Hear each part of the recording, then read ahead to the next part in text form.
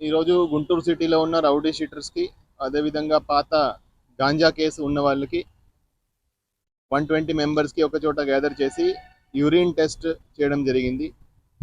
So police department తరఫున ఈ urine testing kits procure చేయడం జరిగింది. ఎవరి దగ్గర గాంజా దొరకకపోయినా కూడా వాళ్ళు గాంజా తాగి ఉంటే యూరిన్ టెస్ట్ చేస్తే దాంట్లో పాజిటివ్ రావడం జరుగుతుంది. సో ఎవరికైనా మేము పట్టుకుంటే వాళ్ళు గాంజా కన్జ్యూమ్ చేస్తున్నారు కానీ వాళ్ళ దగ్గర గాంజా దొరకకపోతే కూడా ఈ యూరిన్ టెస్టింగ్ కిట్స్ వల్ల ఎవరెవరు గాంజా తీసుకువస్తున్నారు, ఎవరెవరు గాంజా కన్జ్యూమ్ చేస్తున్నారు, ఎవరెవరు అమ్ముతున్నారు అన్నీ కూడా మేము డీటెయిల్గా విచారించడం జరుగుతుంది.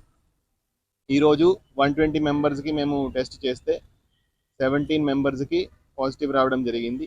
ఈ 17 మెంబర్స్ని మళ్ళీ ఫర్దర్ తీసుకువెళ్ళి విచారించి ఈ గాంజా ఎక్కడి నుంచి వస్తుంది, ఎలా వస్తుంది, దాని మీద డీటెయిల్గా ఇన్వెస్టిగేట్ చేసి వాళ్ళ మీద కూడా కేసు నమోదు చేయడం జరుగుతుంది.